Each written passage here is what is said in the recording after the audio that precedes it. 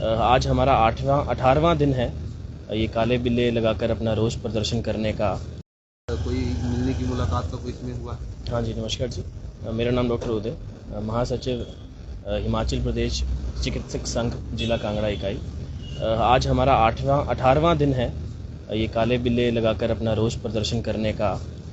आगामी कार्रवाई के तहत हमें ये पता लगा है कि 10 तारीख को हमारी स्टेट जो राज्य स्तरीय कार्यकारिणी है उस समिति की बैठक रखी गई है शिमला में, और 11 तारीख को हमें माननीय मुख्यमंत्री द्वारा मिलने का समय दे दिया गया है।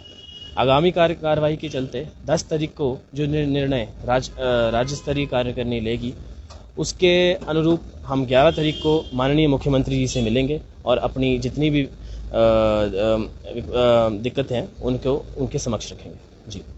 क्या क्या मांगे हैं अगर बात की जाए तो मेन जो मांगे आप बताना चाहते हैं? जी देखिए, हमारी मांगे तो काफ़ी टाइम से चली आ रही हैं और काफ़ी समय से उन पर कोई गौर नहीं किया गया, लेकिन जो शीघ्र जो मांगे जिन पर गौर करने की ज़रूरत है सरकार को, उन्हें शॉर्टलिस्ट करके उनको 5 मांगों पर लाया गया है।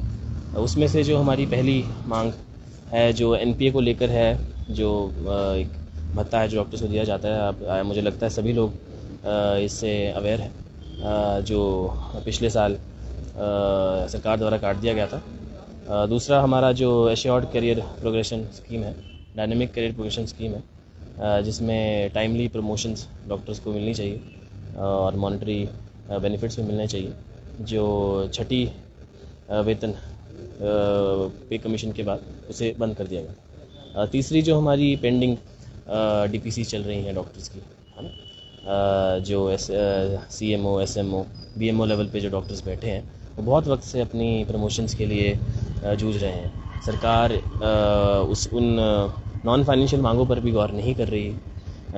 चौथी मांग जो हमारे पदोन्नति जो सेवानिवृत्त डॉक्टरों को दी जा रही है, हिमाचल प्रदेश चिकित्सक संघ शुरू से ही इसका विरोध करता आया है और बिल्कुल भी इसके हद में नहीं है, क्योंकि ऐसा करने से जो आगामी जो मेडिकल ऑफिसर्स हैं उनकी उन्नति पे तरक्की पर बहुत बड़ा रोड़ा है, क्योंकि जब ऊपर से सेवानिवृत्त डॉक्टर्स को पदोन्नत किया जाएगा तो जो चैनल है वो ब्लॉक हो जाएगा। और जो 5वीं और आखिरी जो मांग जो शॉर्ट लिस्ट हुई है, जो हमारे स्वास्थ्य निदेशक उप निदेशक की जो रिक्त पोस्ट्स चल रही हैं काफ़ी समय से, उनको पुनः भरा जाए, और जो एड्स कंट्रोल सोसाइटी के जो डायरेक्टर हैं उस पोस्ट पर भी एक आईएएस को बिठा दिया गया है।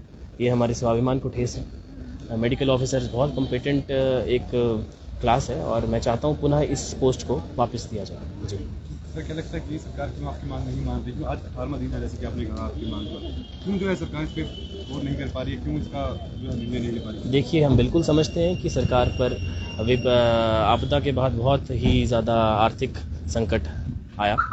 उसके तहत हमने अपने एजुटेशन को विड्रॉ करके 3 महीने का वक्त दिया, लेकिन उसके तहत भी हमें नहीं बुलाया गया और सरकार द्वारा कोई भी विचार हमारे हित में और कोई भी निर्णय हमारे हित में नहीं लिया गया। मुझे आशा है इस बार जो 11 तारीख की माननीय मुख्यमंत्री जी ने बैठक बुलाई है उस पर जो निर्णय होगा हमारे हित में होगा, और फिर से सभी मेडिकल ऑफिसर्स को अपने हितों के लिए हित वापस मिलेंगे, और मैं आशा करता हूं कि सरकार ऐसा इस पर ज़रूर करे। अगर आपके निर्णय नहीं माने गए तो आगामी रणनीति और आगामी कार्रवाई किस तरह की रहने वाली है? देखिए, अगर निर्णय हमारे हित में नहीं रहते हैं तो ये अनफॉर्चुनेटली हमें जो ये आंदोलन है इसे और उग्र करना पड़ेगा।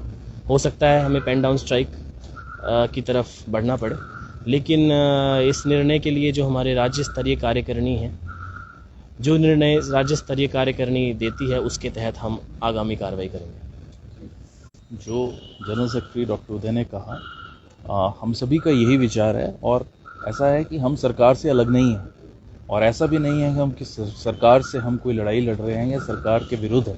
हम तो सिर्फ सरकार से ये चीज़ मांग रहे हैं कि ये हमारा हक है और ये हमें दिया जाए। हो सकता है कि इस वक्त फाइनेंशियल बर्डन्स हैं सरकार के ऊपर, लेकिन फाइनेंशियल बर्डन्स के अलावा जो हमारी मांगे हैं वो नॉन फाइनेंशियल भी हैं। किसी के लिए तो गौर किया जाएगा। तो अब हमारी पूरी जो वेटिंग है वो 11th के लिए है कि 11 को क्या निर्णय मिलता है, आगे फिर क्या करना है वो सारी एसोसिएशन स्टेट और यहाँ की इकट्ठा होकर फिर ही डिसाइड कर सर पाए। अभी सरकार बने इतना समय नहीं हुआ, परंतु अब स्वास्थ्य अधिकारी हैं वो भी अपनी मांग कर रहे हैं और कहीं ना कहीं अन्य जो वर्ग है वो भी मांग कर रहा है। क्या लगता है इस तरह से सरकार चल पाएगी आगे? देखिए, ऐसा है कि इस पर हमारा कोई भी कमेंट करना मुझे नहीं लगता कि किसी भी एंगल से सही है, लेकिन हम सिर्फ एक चीज़ बोलते हैं कि ये प्रदेश हमारा है, ठीक है, हम सब यहाँ के नागरिक हैं। अगर कोई फाइनेंशियल बर्डन सरकार पर आया है तो वो सभी के लिए होना चाहिए। अगर सरकार जो भी निर्णय लेगी वो सभी के लिए होना चाहिए, केवल डॉक्टर नहीं।